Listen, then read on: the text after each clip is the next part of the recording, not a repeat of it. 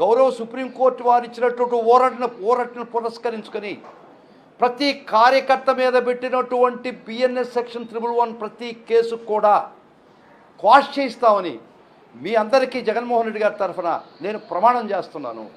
కాబట్టి కార్యకర్తలారా, జరిగిపోయింది గత వేధింపులు పడ్డారు, జైళ్లలో మగ్గారు, భార్యాబిడ్డలు చూసుకొని నెలల కాలం అయింది మీరు మీ కుటుంబంతో మీరు గడిపి. ప్రతి ముద్దాయిని మల్టిపుల్ ఎఫ్ఐఆర్స్, ఒక ముద్దాయిని ఒకే పోస్టింగ్కి 20 కేసులు పెట్టినటువంటి సాదృశ్యం ఉంది.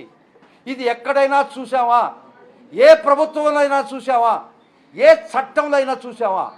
ఒక పోస్టింగ్కి ఒక ముద్దాయిని అన్ఎండింగ్ పెరీనియల్ ప్రాసెస్, ఊరు తిప్పి స్టేషన్ తిప్పి మీరు కేసు పెట్టడం దుర్మార్గం కదా.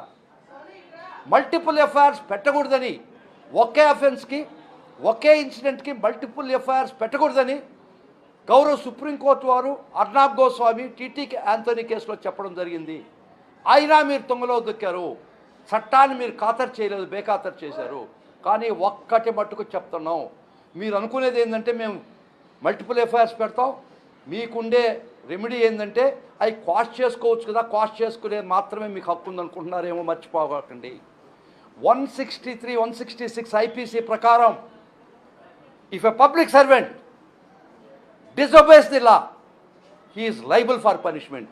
మీరు సుప్రీంకోర్టు చెప్పినటువంటి మల్టిపుల్ ఎఫ్ఐఆర్స్ పెట్టకూడదని గౌరవ సుప్రీంకోర్టు చెప్పినా కూడా మీరు తెలిసి కూడా మల్టిపుల్ ఎఫ్ఐఆర్స్ పెట్టారు. కాబట్టి ఆ పెట్టిన ప్రతి ఆఫీసర్ చట్టం ముందర దోషిగా నిలబెడతాం.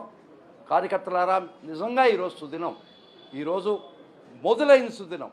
It is the beginning for the good days.